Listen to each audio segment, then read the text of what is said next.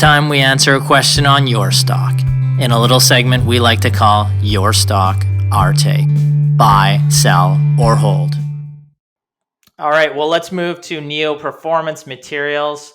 Now, symbol NEO on the TSX. Because rare earths and EV related stocks, all of this remains topical. We continue to get questions on Neo.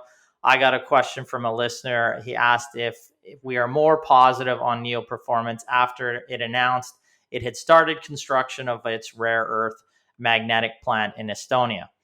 Neo Performance, NEO on the TSX, $8.78, about a $400 million market cap. The company manufactures rare earth and rare metal-based functional materials, which are essential inputs to many high technology applications, including batteries and EVs. Business is organized around three segments. It's MagnaQuench, chemicals and oxides, and rare earth segments. Historically, it has manufactured industrial materials, magnetic powders, and magnets, specialty chemicals, metals, and alloys. It's in the process of vertically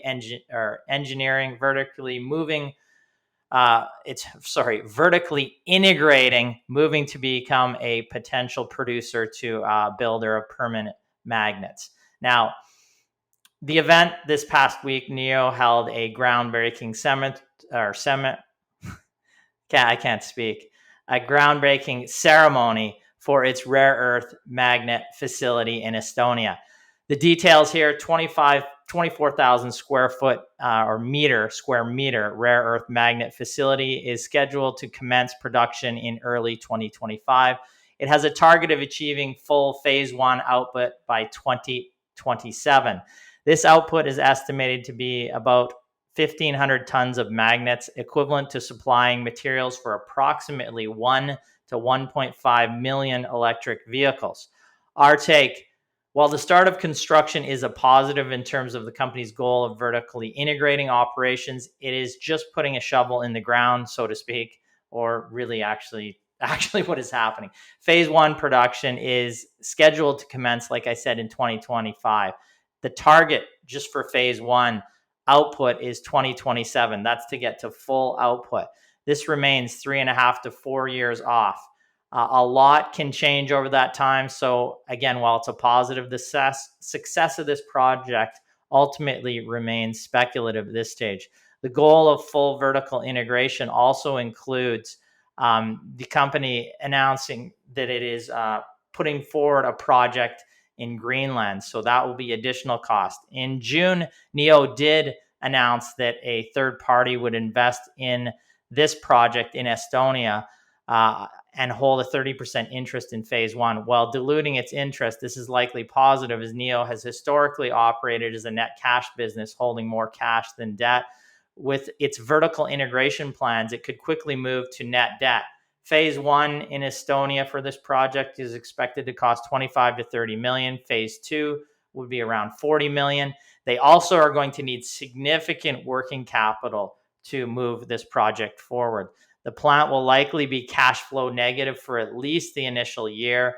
Net cash right now is estimated to be in the range of 80 million, which provides decent liquidity. But again, with this full vertical integration comes with plans of being a producer in Greenland, and that would likely include the company having to raise significant capital over the next 2 to 5 plus years to execute on its plan. Neo Performance is a cyclical business. It's faced significant headwinds near term as rare earth prices have declined, and the company faced a negative lead lag of 3 to 5 months historically. So it's currently been selling from higher priced inventory.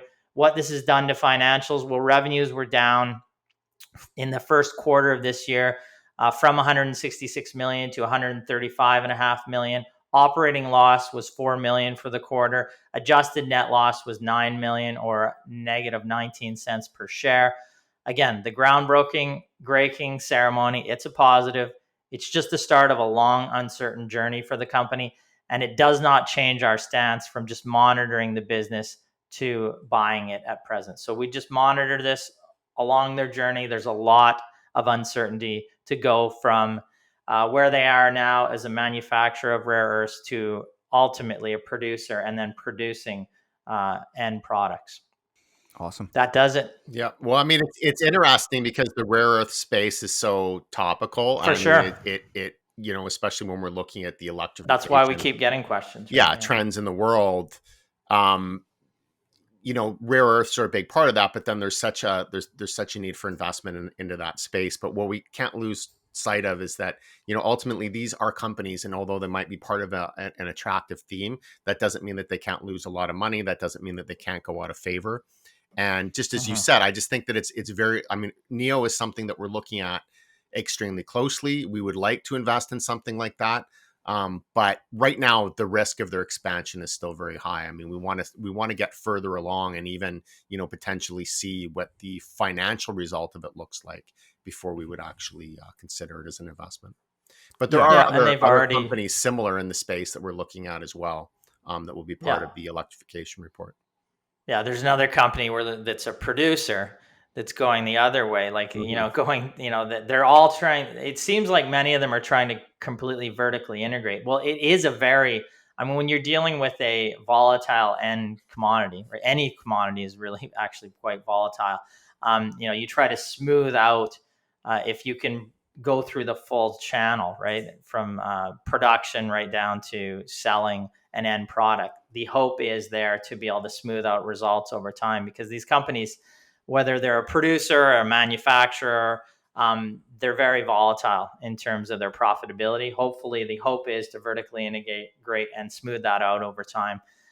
Whether they can ultimately do it, specialization has been a thing. If you're a great producer, it's probably, a low cost producer, it's a good thing. If you can do it all, the question is, can they do it all? In this case, producing magnetic powders is far different from mining in Greenland. So we'll see if they can, bridge the gap between the two, bring it all together and become a fully integrated company within this space.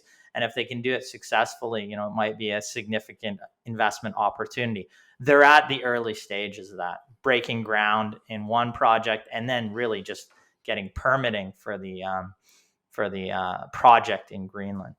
And I would All like right. to Yep. just relate it to another company that we had under coverage, which we ended up getting clients to take profit on. It was a gold miner, so, a gold producer. But either way, it was kind of the same thing where they were expanding with a new project. And the reason we got clients to, take profit is just because of that operational risk with this new project going forward is, it brings uncertainty. So, we wanted clients to, lock in. I know it's not apples to apples. This is, a gold miner, of course. But, again, just making sure that you understand that it's not just going to be a gravy train as they expand. There is additional operational risk that comes into play there. Yeah, an investment theory behind, like, investing in a commodities company or something that's based off of a commodity-based business is very difficult to have a long-term buy and hold strategy off it. It'd be more of a trade, even though when we say trade, this is not a daily basis. We might be looking over 2-3 years, a positive uptick in that particular commodity or segment. That would be a way to play that, but it's different from looking at buying this company and holding for 5-10 years. It's difficult in those because, like, management can do everything right. The commodity moves against you. The sentiment moves against you. The stock likely does poorly. So those are typically trades versus looking at a good long-term 3, 5, 10-year investment that you can make in a company. Precisely.